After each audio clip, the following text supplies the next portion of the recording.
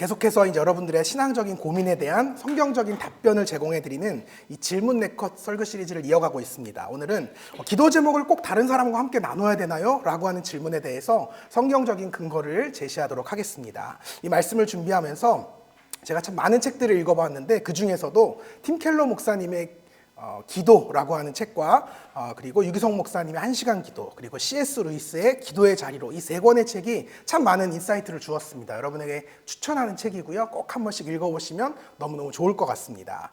그 중에서도요, 유기성 목사님의 1시간 기도라는 책에 이런 글이 써 있더라고요. 우리가 중국 선교의 아버지라고 불리는 제임스 허드슨 테일러 선교사님의 일화가 담겨 있었습니다.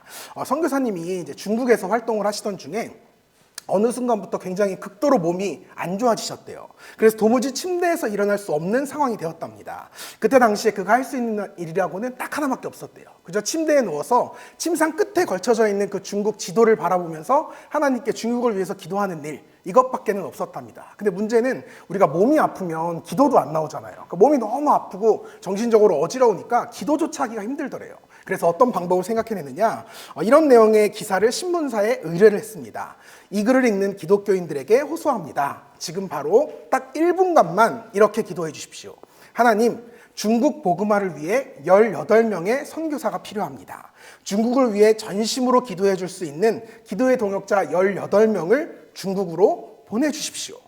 놀랍게도 그가 병상에서 그렇게 기도하고 있는 동안, 그렇게 기다리고 있는 동안 정말 중국에 18명의 선교사가 찾아왔다고 합니다. 그리고 그 18명의 선교사로 인해서 중국은 엄청난 부흥의 역사를 맞이하게 됩니다. 허드슨 테일러 선교사님이요, 그때의 감격을 이렇게 간증해요.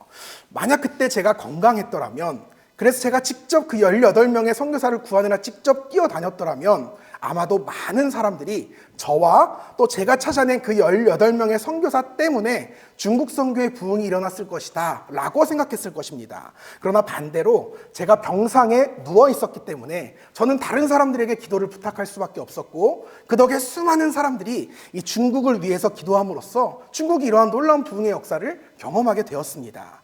중국 땅에 펼쳐진 이 놀라운 부흥의 역사는 중국을 위해 기도한 모든 사람들이 함께 받은 우리 기도의 응답입니다.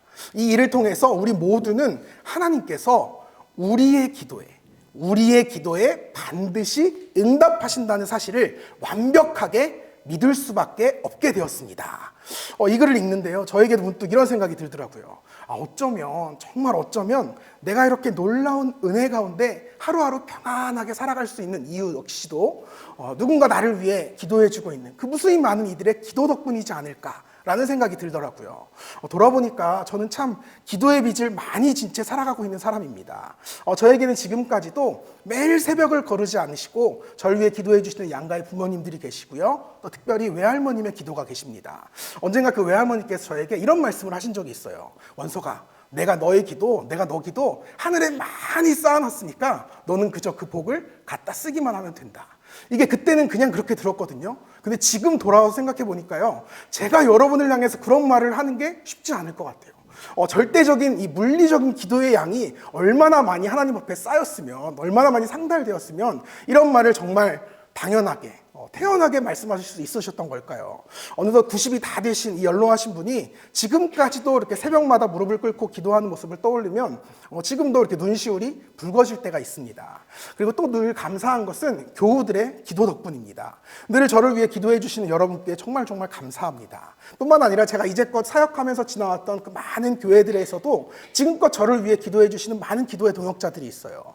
헤어진 지 10년, 20년이 가까운 세월이 지났는데도 여전히 그들과는 기도의 끈으로 이어져 있습니다. 지금도 그분들과 함께 주고받는 이 기도 제목들이 응답될 때마다 주님 안에 한 가족으로서 얼마나 감사한지 모릅니다. 얼마 전에도요, 제가 이제 10년 전쯤에 군교회에서 목회를 했었었는데 어느 관사님 가정의 한 아이가 이제 수능을 무사히 너무 잘 봤다, 이런 연락을 받았어요. 얼마나 기쁘고 감사했는지 몰라요.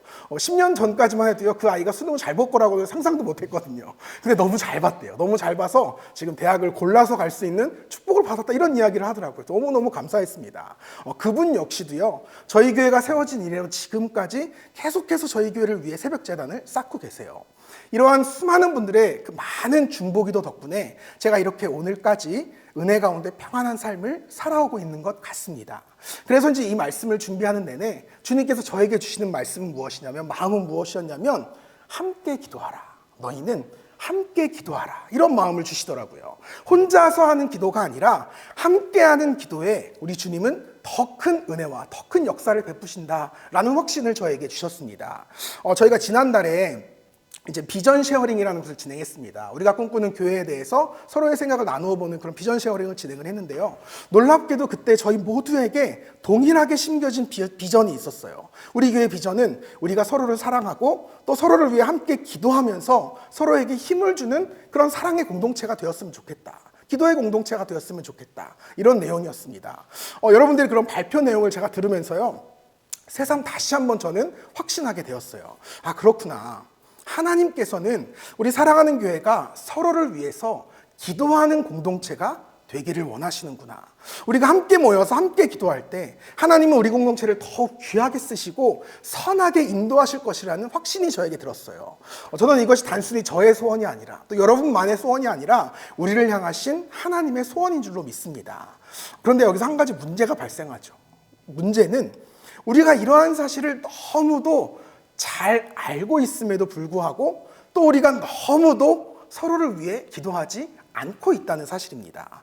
우리는 분명 서로를 위해 함께 기도할 때 그 기도가 반드시 응답되고 또 우리 가운데 놀라운 하나님의 역사가 이루어진다는 사실을 알고 있습니다. 알면서도 놀랍게 우리는 기도하지 않아요. 그 이유가 무엇일까요? 먼저는 그러한 사실을 온전히 믿지 못하는 연약한 믿음 때문일 수도 있겠고요. 뿐만 아니라 믿음은 있지만 정말 내 열정과 의지가 부족해서 기도의 자리로 나아가지 못할 수도 있습니다. 그런데 문득 이 말씀을 준비하면서 저에게 이런 생각이 들었어요. 어쩌면 우리 교회의 전반적인 그 신앙의 문화가 함께 기도하는 분위기가 아니어서 그런 건 아닐까? 라는 생각이 들더라고요. 만약 우리 공동체가요, 저희 교회가 함께 기도하는 분위기 속에 우뚝 서 있고 서로의 기도 제목을 함께 나누고 더불어 기도 응답의 간증을 매주 그렇게 새롭게 나누는, 그렇게 서로를 위해서 기도해 주는 것이 너무도 자연스러운 신앙의 문화가 형성이 되어 있었더라면 아마도 우리 모두가 이러한 분위기에 휩쓸려서 너무나 쉽게 서로를 위해 기도할 수 있을 겁니다. 그러나 아직은 무언가 내 기도 제목을 말하기가 조금 쑥스럽기도 하고 어색하기도 하고, 말해도 이 사람이 정말 날 위해서 기도해 줄 것이라는 확신도 들지 않고, 또 기도 제목은 서로 이렇게 나누긴 하지만 그 기도가 응답받았다는 간증을 아무도 나누지 않잖아요. 이런 분위기라면, 우리가 교회 생활을 이런 분위기 속에서 하고 있다면 누가 서로를 향해서 함께 기도하는 일에 쉽게 동참할 수가 있겠습니까? 여러분, 우리가 이렇게 매주 예배를 마치면 이렇게 소그룹으로, 크루별로 모여서 함께 모임을 진행합니다. 그때마다 제가 꼭 부탁드리는 게 있어요. 반드시 크루 모임 때마다 기도 제목을 함께 나눠주세요 라고 부탁을 합니다. 나아가서 그냥 기도 제목 툭 던지고 쓱 적는 것으로 끝이지 말고 꼭 흩어지기 전에 단 1분만이라도 그 자리에서 함께 서로를 위해 기도해줘라 라고 부탁을 드립니다. 여러분, 정말 모임 가운데 그렇게 지금 진행하고 계신가요? 하고 계세요? 너무 잘하고 있어요. 어쩌면 그저 이제 모임을 마무리할 용도로 이제 모임을 좀 끝내야겠다 이런 의도를 가지고, 자, 이제 우리 기도 제목 나눌까요? 기도 제목 나누고 집에 갑시다. 이렇게 모임을 하고 있는 건 아닌지 말씀을 주면서 너무 걱정이 되더라고요.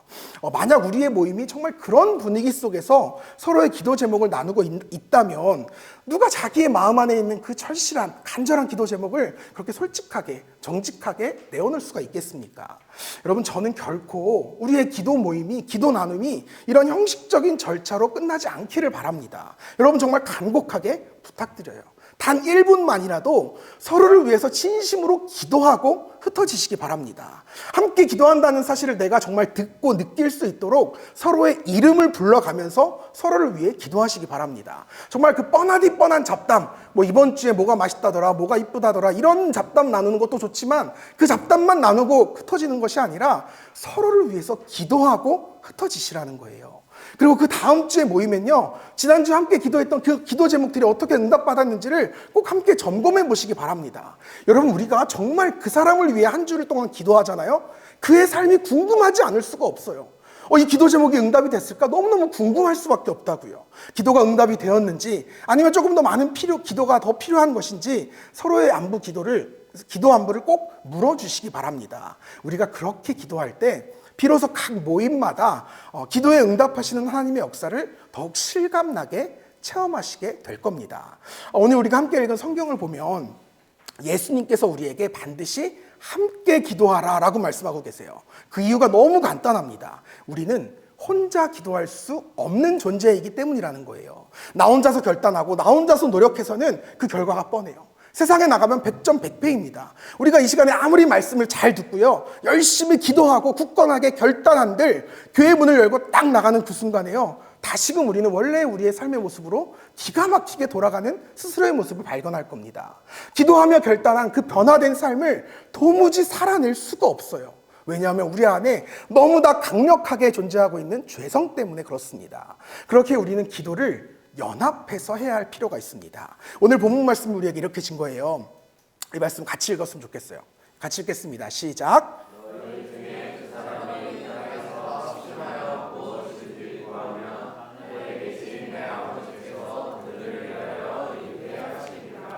아멘. 여러분, 두 사람이 함께 기도할 때 하나님께서 그들의 기도를 이루어 주신대요.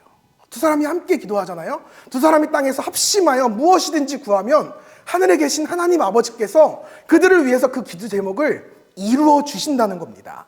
여러분, 이 말은 곧 한 사람의 기도만으로는 그 기도가 이루어지기 어렵다라는 말과도 같아요. 여러분, 저 오해하지는 마세요. 이게 절대 한 사람의 기도를 하나님이 들으시지 않으신다라는 말이 아닙니다. 다만 우리가 혼자 기도할 때 그만큼 응답받기가 힘겹다는 말씀을 지금 하고 계신 거예요. 아니, 어쩌면 혼자 기도하는 것 자체가 너무나 어렵다라는 말씀인지도 모르겠어요. 예수님께서 우리에게 이 말씀을 하신 이유가 무엇일까요? 우리에게 기도의 짝이 필요하다는 말씀을 하시는 겁니다. 만약 여러분들이 예배 때 결단한 대로 살아가는 삶에 자꾸만 실패하고 있다면 여러분은 지금 무엇보다 먼저 날 위해서 기도해 주는 사람이 있나? 나와 함께 기도해 주는 기도의 동역자가 있나? 이것부터 점검해 보셔야 합니다. 여러분은 지금 여러분의 삶을 축복하면서 여러분을 위해 함께 기도해 주고 있는 기도의 동역자가 있으십니까? 여러분, 이것이 우리가 교회 생활을 함에 있어서 너무너무 중요한 문제입니다. 주님께서 우리에게 교회를 세워주신 이유 역시도 함께 신앙생활을 하면서 서로를 위해 끈끈하게 기도해 줄 수 있는 믿음의 친구, 믿음의 동역자들을 세워주시기 위함이에요. 주님께서 교회를 가리켜서 이렇게 정의를 내리셨어요. 내 집은 만민이 기도하는 집이라. 함께 모여서 하나님께 기도하고 또 함께 모여서 서로를 위해 축복하며 기도하는 집이라는 거예요. 교회에서 여러분에게 소그룹을 만들어드린 이유 역시도 같은 원리입니다. 함께 기도하고 서로를 축복하는 믿음의 친구들을 여러분께 만들어드리기 위해서 굳이 소그룹 활동을 하는 겁니다. 많은 분들이요, 오해하는 것, 착각하는 것이 하나 있어요. 그게 뭐냐면 교회에서 이렇게 소그룹으로 탁탁탁탁 나누어서 진행하는 게 성도들을 보다 잘 관리하고 뭔가 조직적으로 체계화시키기 위해서 이렇게 하는 것이다 라고 생각하는 경향이 있어요. 여러분, 정말 몰라도 한참 몰라서 하는 말씀이에요. 그룹을 만든다고 하는 것은요, 곧 그룹을 이끌 리더 한 명을 세운다는 말과 똑같은 거거든요. 이게요, 여러분 어떻게 생각하시면 편하냐면 말 안 듣는 여러분들 위해 더 말 안 듣는 사람 한 명을 세우는 거예요. 여러분, 이게요 정말 목회자의 입장에서는 미치는 일입니다. 이게 결코 교회 조직에 그 어떤 도움도 되지 않아요. 여러분, 이게 결코 쉬운 일이 아니라는 거죠. 여러분, 교회 안에서 한 명의 리더를 세우기 위해서 얼마나 큰 힘과 에너지와 자원을 아낌없이 쏟아부어야 하는지 모릅니다. 정말 공들여서 기도해야 되고요, 애써서 훈련시켜야 합니다. 여러분, 리더를 훈련시킨다는 것이 단순히 지식적인 측면이 아니에요. 정말 저를 온전히 갈아 넣어서 제 유전자를 완전히 이식시켜주는 게 그룹 리더를 세우는 것과 똑같은 것입니다. 이게 저에게 얼마나 버거운 일인지 몰라요. 아마 제가 이 정성을 다른 곳에 쏟는다면 훨씬 더 그게 효율적일지 모르겠어요. 그러나 그럼에도 불구하고 제가 이 일들을 계속해서 감내하는 이유는 딱 하나예요. 그러한 리더 한 명, 소그룹 하나를 세워가는 일에 효율성을 넘어선 가치가 존재하기 때문입니다. 그 가치가 바로 서로를 위해서 함께 기도하면서 서로의 믿음을 지켜줄 그 믿음의 동역자, 믿음의 공동체를 세워나가는 가치라는 거예요. 우리가 이번 달부터요, 주중성수를 시작했어요. 주중 모임 저렇게 이렇게 모여서 저희가 이렇게 모임을 진행하고 있습니다. 만약 제가요, 조금 더 쉬운 길을 선택했더라면 주중 모임이 아니라 주중 예배를 드렸을 거예요. 여러분, 의외로 목사 입장에서는요, 예배를 드리는 게 훨씬 더 쉽습니다. 왜냐하면 예배에는 정해진 틀이라는 게 있고요, 늘 제가 묵상하는 말씀을 그냥 그대로 나누기만 하면 되기 때문이에요. 그러나 여러분, 저의 선택은 주중 예배가 아니라 주중 모임이었어요. 이것이 사실 저에게는 꽤나 부담스러운 일이었습니다. 왜냐하면 여러분들의 이야기를 계속해서 들어줘야 되거든요. 아마 여러분 스스로 잘 아실 거예요. 내가 했던 얘기 또 하고 했던 얘기 또 하고 했던 얘기 또 하고 있다는 사실을. 근데 중요한 건 저도 처음 듣는 척하면서 그랬구나를 계속해서 반복한다는 사실을 여러분도 좀 아셔주셨으면 좋겠어요. 어떤 여러분의 그런 정말 힘겨운 고민과 염려를 제가 함께 짊어지고 공유한다는 것 자체가 정말 쉬운 일은 아니에요. 특히나 저 같은 그런 F인 척하는 극 T에게는 이게 사실 굉장히 어려운 일입니다. 여러분을 공감하고 이해하는 자체가 사실 저에게는 너무 버거운 일이에요. 또 여러분들 예배만 우리가 드리잖아요. 서로 뭐 토라지거나 다툴 일이 전혀 없어요. 예배 마치고 오늘도 주님의 말씀으로 충만했어 이러고 집에 가시면 돼요. 근데 여러분 나눔을 하다 보면, 모임을 하다 보면요, 서로에게 실망도 하고요, 마음 상하는 일이 발생하곤 합니다. 그러나 그럼에도 제가 이 모임을 시작한 이유는 다른 게 없어요. 이 보다 깊은 교제와 나눔을 통해서 서로에게 진실한 믿음의 동역자가 세워지길 바라는 마음, 그 마음 때문에 이 모임을 시작한 것입니다. 주중 모임의 가장 큰 목적은 여기에 있어요. 뭐 리더를 세우기 위해서 이 모임을 하는 것도 아니고요, 그 어떤 다른 의도가 없어요. 그저 여러분에게 기도의 친구를 만들어드리고 싶은 거예요. 서로의 마음과 서로의 삶과 서로의 신앙을 함께 나눠가면서 서로를 위해서 진심으로 기도해 줄 수 있는 그 믿음의 친구를 세우는 것, 여기에 우리의 주중 모임의 목적과 이유가 담겨 있다는 겁니다. 여러분, 이것은요, 결코 우리가 예배 드리는 것만으로는 절대 채울 수 없는 정서입니다. 그래서 저는 앞으로 당분간은 이러한 소그룹 공동체를 세워가는 곳에 조금 더 집중할 계획이에요. 교회 안에서 나의 마음을 함께 나누고 서로를 위해서 기도해 줄 수 있는 공동체가 있다는 것, 그것만으로도 그것이 그의 삶을 지탱해주는 너무 큰 디딤목이 되어준다는 사실을 제가 확신하기 때문에 그렇습니다. 그러므로 사랑하는 여러분, 여러분이 이 교회 안에서 행복하고 깊이 있는 신앙생활을 하고 싶으시다면 주중 모임에 꼭 참여하시기를 바랍니다. 이 모임은 가급적이면 제가 모든 모임에 다 참여해서 이렇게 관여할 예정이에요. 여러분들은 원치 않으실 수 있지만 제가 모든 모임에 다 참여해서 하나하나 구석구석 다 참견할 예정이에요. 왜냐하면 저 역시도 저를 위해서 함께 기도해줄 믿음의 동역자, 기도의 친구가 필요하기 때문에 그렇습니다. 여러분, 한 사람의 기도와 10사람의 기도와 100사람의 기도는 엄연히 다릅니다. 함께 모여서 하는 기도에는요, 정말 강력한 힘이 나타나거든요. 주님도요, 2사람이 합심해서 기도하면 끝까지 기도할 수 있다고 하셨어요. 더 큰 하나님의 역사가 나타난다라고 하셨습니다. 우리가 이 말씀을 정말 믿음으로 받아야 합니다. 이런 의미에서 우리 교회가 정말 부흥하고 성장하기 위해서는 반드시 우리 모두의 기도가 다 함께 필요합니다. 저 혼자만 기도하는 게 아니라, 뭐 리더들만 기도하는 것이 아니라 우리 모두의 기도가 더욱 강력한 능력을 가지기 때문에 그렇습니다. 만약 여러분들 중에 누군가가 뭐 교회 위해서는, 공동체 위해서는 뭐 누군가 기도하겠지, 목사님이 하시겠지, 권사님들이 하시겠지, 뭐 리더들이 하겠지, 이렇게 생각하면서 기도하지 않는다면 적어도 그 사람에게는 우리 교회를 이끌어 가시고 세워 가시는 하나님의 그 놀라운 은혜를 체험할 수 있는 그 놀라운 특권이 없어진다는 사실을 기억하셔야 돼요. 여러분, 우리가 언제 가장 큰 은혜를 경험할까요? 신앙생활하면서 언제 가장 큰 은혜를 느낄까요? 기도할 때 기도하던 것이 응답받는 그 순간, 내 기도가 응답받는 그 순간에 우리는 가장 큰 하나님의 살아계심을 누리고 느끼게 됩니다. 나아가서요, 우리가 나의 기도뿐만 아니라 우리의 전체적인 기도가 응답을 받을 때, 주님을 통해서 우리 교회를 통한 그 기도가 응답이 받을 때 더 큰 주님의 역사하심을 체험하게 된다는 거예요. 그렇기 때문에 우리가 함께 기도해야 합니다. 2사람이 모일 때, 그리고 그 2사람이 모여서 함께 기도할 때 반드시 주님이 그 모임 가운데 함께 하신다고 약속하셨습니다. 그래서 우리가 20절 읽었죠. 2-3사람이 내 이름으로 모인 곳에는 나도 그들 중에 있느니라. 2사람이 모여서, 3사람이 모여서 함께 기도하잖아요. 그 기도가 반드시 응답받아요. 그 이유가 뭐냐고 하면요, 그 모임 중에 주님이 계시기 때문에 그렇습니다. 주님이 그들과 함께 기도하시니까 하나님의 역사가 일어날 수밖에 없는 거예요. 이것이 우리가 함께 모여서 기도할 때 누리는 엄청난 축복이고 성도의 특권인 것입니다. 그러므로 사랑하는 여러분, 정말 너무 중요한 이야기입니다. 여러분의 기도의 동역자를 찾으셔야 돼요. 여러분과 함께할 기도의 친구를 만드셔야 됩니다. 여러분, 이 교회에서부터 그 일을 시작해 보십시오. 먼저 크루 리더와 함께 기도 제목을 나눠보세요. 크루 안에서 내 기도의 동역자를 찾아보십시오. 나아가 교회에서 진행하는 여러 가지 행사도 있고요, 모임도 있어요. 성실하게 참여하시면서 보다 많은 이들과 교제하시고 나의 기도의 동역자를 찾아보시라는 거예요. 근데 여기에서 굉장히 중요한 점이 있어요. 주의할 점이 있어요. 말 그대로 여러분들이 기도의 동역자를 찾으셔야 돼요. 단순히 내 힘든 처지, 내 힘든 이야기 들어줄 사람을 찾으라는 말이 아닙니다. 물론 기도 제목을 함께 나누기 위해서는 내 삶의 힘겹고 어두운 부분을 나눌 수밖에 없겠죠. 그러나 그게 주가 되어서는 안 된다는 거예요. 반드시 기도 제목을 나누셔야 합니다. 나 너무 힘들어. 에서 끝나시면 안 되고요. 반드시 내가 잘 이겨낼 수 있게 기도해 줘. 라는 대화로 끝나야 합니다. 나아가서 기도 부탁을 여러분이 하시면요, 기도 피드백을 함께 꼭 나누셔야 돼요. 너가 기도해 준 덕분에 내가 한 주간 이렇게 잘 살 수 있었어. 내가 이렇게 좋아졌어. 혹은 나 아직도 조금 더 힘들어. 조금 더 나를 위해서 기도해 줘. 이런 피드백을 나누는 것까지가 기도 제목을 함께 나눈다는 것의 정의라는 거예요. 우리 교회 헌금봉투 다 아실 거예요. 헌금봉투에는요, 함께 기도해 주세요 라는 부분이 있습니다. 말 그대로 여러분들이 봉헌하실 때 여러분의 기도 제목을 함께 적어서 봉헌하시라는 의미예요. 여러분이 적으신 기도 제목을요, 하나님께서도 보시거든요. 하나님이 보시고 그 기도에 응답하시죠. 근데 그와 함께 저도 봐요.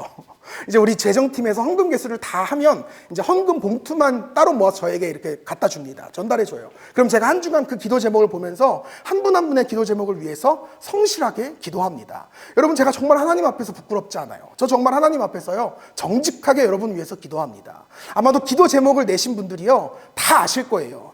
제가 여러분들이 적어서 내신 기도 제목 반드시 피드백을 해드립니다. 성도님들의 기도 제목 여러분의 담임 목사가 잘 읽고 함께 기도하고 있습니다. 이걸 반드시 확인시켜드려요. 아니, 확신을 시켜드립니다. 여러분의 기도의 동역자가 있다는 사실을 알려주기 위함이에요. 만약 여러분들 가운데 나는 이 교회에 6개월이나 다녔는데 그런 피드백을 한 번도 받아본 적이 없어요 라고 하시는 분은 한 번도 기도 제목을 내신 적이 없으시다는 겁니다. 여러분 꼭 적으셔야 돼요. 적어도 여러분이 여러분을 섬기는 담임 목사의 아주 구체적인 중보 기도를 받기 원하신다면 기도 제목을 써서 내셔야 하는 거예요. 물론 여러분들이 저를 굉장히 신령하게 봐주신다는 걸 알아요. 그렇기 때문에 기도 제목을 안 써도 목사님이 다 아시겠지? 이런 마음으로 내시는 분도 계시겠지만 너무 죄송하지만 제가 그렇게 신령하지 못해요. 여러분이 말씀해 주시지 않으면 제가 여러분의 상황과 처지를 알 길이 없어요. 적어서 내주셔야 그걸 읽고 함께 기도합니다. 여러분, 저에게요, 정말 분명한 한 가지의 확신과 믿음이 있어요. 그게 뭐냐 하면 제가 여러분을 위해서 기도할 때 반드시 여러분들이 복 받는다는 사실이에요. 제가 여러분을 위해 기도할 때요, 반드시 여러분의 삶이 잘 풀리고요, 잘 되고요, 회복되고 살아납니다. 하나님께서 저에게 그런 축복의 권세를 주셨음을 믿기 때문이에요. 그래서 감히 제가 여러분들을 위해 기도하기를 쉬는 죄를 범치 못하겠는 거예요. 아니, 내가 기도해야 여러분들이 복을 받는데 어떻게 여러분을 위해서 담임 목사가 기도하지 않을 수가 있겠어요. 여러분, 출애굽기 17장을 보게 되면 아말렉과 이스라엘 간의 전쟁이 일어나거든요. 이때 모세가 산으로 올라가서 두 손을 들고 기도합니다. 그때 모세의 손이 이렇게 올라가면 이스라엘이 승리하고요, 모세의 기도손이 이렇게 내려오면 이스라엘이 졌습니다. 이것을 본 아론과 훌이요, 모세를 바위에 딱 앉히고요, 양쪽에서 모세의 팔을 붙들어요. 전 처음에 굉장히 저 그림을 보고 사악하다는 생각을 했어요. 야, 힘들어 죽겠는데 저걸 끝까지 저렇게 붙들켜 있냐. 왜 저렇게 했을까요? 모세의 기도손이 내려오면 전쟁에 패배한다는 사실을 알았던 거예요. 그래서 모세의 기도손이 내려오지 않도록 옆에서 계속해서 받쳐주고 지지해주고 있는 겁니다. 그렇게 모세의 기도손이 내려오지 않자 결국 이스라엘은 대승을 거두게 됩니다. 여러분, 이게 바로 기도의 동역자의 역할이라는 거예요. 여러분, 우리의 인생에도 얼마나 많은 문제가 많습니까? 인생을 살아가는 것 자체가 우리도 전쟁이죠. 가정의 문제, 일터의 문제, 경제적인 문제, 관계의 문제, 우리 역시도 수많은 문제의 전쟁 속에 인생을 살아갑니다. 이때 우리가 여러분 무엇을 올려야 할까요? 우리의 기도손을 올려야 합니다. 우리의 기도손이 올라가면 세상에서 승리해요. 근데 자꾸만 우리의 기도손이 내려가니까 세상과의 전쟁에서 패배하는 거예요. 그럼 여러분, 왜 우리의 기도손이 내려갈까요? 너무 피곤해서 그렇죠. 너무 바쁘니까 내려가는 거예요. 믿음이 아직 적으니까 자꾸 내려가고 다른 걸 올리는 거예요. 그렇기에 우리의 기도손이 자꾸만 내려가니까 자꾸 우리가 세상과의 전쟁에서 패배하는 겁니다. 이때 우리에게 필요한 것이 무엇이냐? 딱 하나. 우리가 승리할 수 있도록 우리의 기도손을 함께 올려줄 아론과 훌이 우리에게 필요하다는 거예요. 왜 우리가 패배한다고요? 기도하지 못해서요. 왜 우울하다고요? 기도하지 못하니까요. 왜 낙심하고 무너지나요? 기도하지 못하기 때문에 그렇습니다. 그럼 왜 기도하지 못합니까? 나 혼자 하기 때문에 기도하지 못한다는 거예요. 그러므로 사랑하는 여러분, 오늘 이 시간 여러분의 기도의 손을 들어줄 수 있는 기도의 짝이 있는지를 먼저 확인해 보십시오. 하나님이 나에게 누구를 아론과 훌로 보내주셨을까? 이걸 살펴보셔야 돼요. 여러분이 기도를 중단하지 않도록, 기도를 포기하지 않도록 여러분의 곁에서 여러분을 지켜주고 도와주고 함께 기도해 줄 수 있는 여러분의 아론과 훌을 찾으셔야 합니다. 물론 그럼에도 이런 분들이 계실 거예요. 목사님, 저는 없어요. 저는 아무리 찾아도 없어요. 우리 가족 중에 저만 믿어요. 우리 회사에 크리스천 저밖에 없어요. 제 친구 중에 교회 다니는 사람 아무도 없어요. 만약 여러분들이 아무리 찾아봐도 여러분 주변에 아론과 훌이 도저히 없다. 그런 분들은 모세부터 찾아보십시오.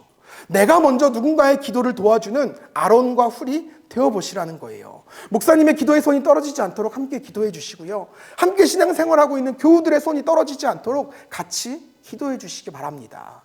사랑하는 여러분, 여러분은 지금 누구를 기도로 돕고 계십니까? 여러분, 누구라도 괜찮습니다. 함께 기도할 동역자를 찾으십시오. 설령 내가 기도도 잘 안 하고 기도를 잘 못하는 사람이어도 괜찮습니다. 설령 내가 짜진 그 짝이요, 내가 생각했던 것보다 기도를 너무 안 하고 못해도 여러분 괜찮아요. 아무 문제가 되지 않아요. 왜냐하면 두 사람이 함께 기도하면 그 기도회를 이끌어가는 사람이 누구라고요? 주님이시라고요. 주님이 두 사람의 기도를 직접 인도해 가신다고요. 그러니 여러분, 함께 기도할 수 있으면 됩니다. 어떤 사람이라도 괜찮아요. 그 한 사람, 한 친구부터 시작해 보시라는 거예요. 마지막으로 여러분께 한 가지 부탁드리고 싶은 것은, 제가 여러분의 기도의 동역자가 되어주듯이 여러분들도 저의 기도의 동역자가 되어주시길 부탁드려요. 여러분, 캐나다에 베리 무어라는 목사님이 계세요. 이분이 이제 언젠가 한국에 오셔서 설교를 하신 적이 있는데요. 그 설교가요, 사실 진짜 별 내용이 없어요. 별 내용도 없고요. 막 우리로 치면은 그렇게 잘하는 설교도 아니었거든요. 근데 놀랍게도 그 설교를 듣고요, 얼마나 많은 사람들이 큰 은혜를 받고 막 눈물로 기도회를 진행했는지 몰라요. 어떤 동일한 은혜를 겪은 목사님이요, 그 목사님에게 물으셨대요. 목사님 설교를 듣고 아주 감동했습니다. 근데 솔직히 말하면 내용적인 측면에서는 제가 잘 은혜를 못 받았는데 이상하게 그렇게 은혜로 충만해지던데, 목사님 그렇게 설교를 잘하시는 비결이 어디에 있습니까? 라고 물으니까요, 목사님 이렇게 말씀하셨대요. 저는 말씀을 준비할 때 성경 본문을 적어도 100번은 읽고요, 한 주에 서너 권의 책은 읽고요, 20시간 정도 설교 원고를 씁니다. 근데 여기까지는 이 세상 모든 목사님들이 다 똑같이 하는 것이고요, 여기에 저는 한 가지를 더 합니다. 그건 바로 교인들에게 기도 부탁을 하는 겁니다. 특별히 이렇게 외부 집회를 나와 있을 때면 저는 꼭 설교 전에 교회에 전화를 합니다.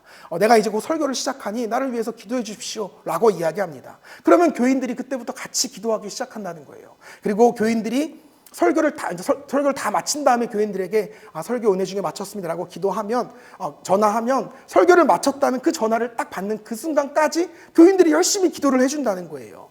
이것이 제 설교의 능력입니다. 그러니 사실상 저의 설교는 단순히 저의 능력이 아니라 많은 동역자들의 기도의 응답인 셈입니다. 제가 이 말씀을 듣는데요, 이 인터뷰 기사를 보는데요, 너무너무 부러운 거예요. 뭐가 부러웠냐면 단순히 그 사람이 설교를 잘한 게 부러운 게 아니었어요. 여러분, 설교요, 저도 이만하면 잘해요. 굉장히 좀 재수없고 교만하죠. 뭐 어쩌겠어. 근데 잘하는 건 잘하는 거잖아요. 근데 제가 정말 부러운 건 뭐냐면요, 기도 부탁을 했을 때 그가 나를 위해 정말 기도해 줄 것이라는 확신이 있는 믿음의 동역자들이 그에게는 있구나 라는 사실이 너무 부러운 거예요. 이건 정말 오랜 시간을 함께 기도하고 함께 기도응답을 받아본 사람들만이 누리는 놀라운 은혜입니다. 여러분, 저 또한 여러분께 간곡히 부탁드려요. 저를 위해서 기도해 주십시오. 제 설교와 목회를 위해서 기도해 주세요. 제 가정과 삶을 위해서 기도해 주십시오. 앞으로 제가 잘 되면 그거 다 여러분 덕이라고 믿겠습니다. 여러분, 저를 위해서 제가 잘 되도록, 우리 교회가 더 잘 되도록 함께 기도해 주시기 바랍니다. 저도 여러분이 잘 되시기를 늘 기도하겠습니다. 그렇게 우리가 서로에게 정말 귀하고 복된 기도의 동역자가 될 수 있기를 주님의 이름으로 축복합니다. 이제 말씀을 맺으려고 합니다. 우리가 함께 나눈 내용은 딱 한마디로 정리가 될 것 같아요. 누군가 나를 위해 기도하면 내가 살아납니다. 같은 원리로 내가 누군가를 위해 기도하면 나의 기도로 인해 반드시 그가 살아납니다. 제가 지난 한 주간 그러한 일을 너무나 분명하게 한 가지를 경험했어요. 그 간증을 함께 나누는 것으로 오늘 설교를 좀 정리하려고 하는데요. 지난주에 이제 여러분들께서 정성껏 봉헌해 주신 추수감사 헌금으로 많은 재정이 모였어요.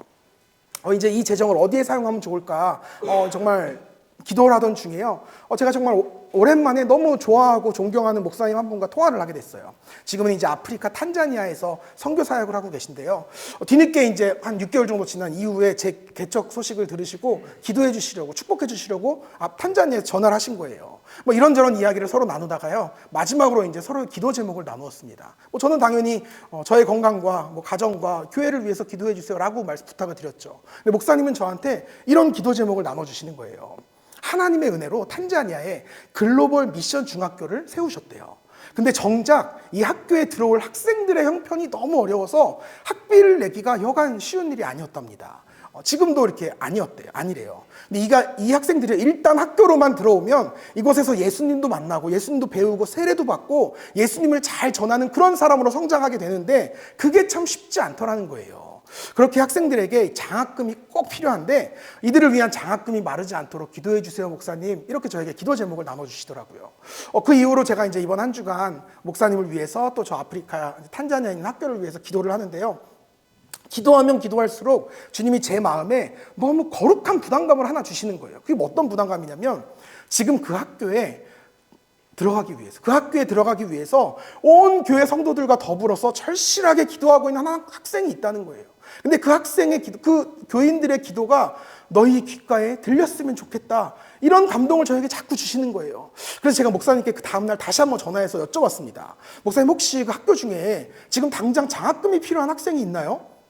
그랬더니 목사님께서 내년도 신입생으로 들어올 학생 중에 한 명이 학비가 없어서 어려움을 겪고 있다는 거예요. 그러면서 혹시 저한테 주변에 그 학생을 위해서 장학헌금을 마련해 줄 만한 좋은 교회가 있으면 좀 이렇게 알아봐 달라고 부탁을 하시더라고요. 그래서 제가 그 순간에 이렇게 말씀을 드렸어요. 목사님, 제가 마침 그런 좋은 교회 딱 한 군데 알고 있어요. 사랑하는 교회라고. 제가 그 교회를 알고 있습니다. 제가 한번 알아보니까요, 매월 6만 5천 원의 학비가 필요하더라고요. 그리고 중학교 전 과정이 4년이에요. 그러니까 계산해 보니까 4년 동안 졸업할 때까지 312만 원의 학비가 들더라고요. 우리가 이번에 봉헌한 추수감사헌금이요 208만 원이거든요. 그리고 선교를 위해서 저희가 준비해 놓은 특별 선교헌금이 100만 원이 있어요. 합치니까요 308만 원이에요. 딱 4만 원이 부족해요. 이제 기적적으로 딱 맞으면 더 좋았겠지만 308만 원이더라고요. 이 시간 여러분께 저는 정말 도전해드리고 싶어요. 혹시 여러분들 가운데 내가 지난주에 깜빡하고 미처 추수감사헌금을 못했다 라고 하시는 분이 계시거나 혹은 지금 마음에 감동이 오시는 분이 계시다면 정말 봉헌해 주시기를 바랍니다. 꼭 4만 원만 하실 필요 없어요. 더 하셔도 됩니다. 남으면 학용품 사주겠습니다. 여러분, 우리가 이 학생 살립시다. 저 학생이거든요.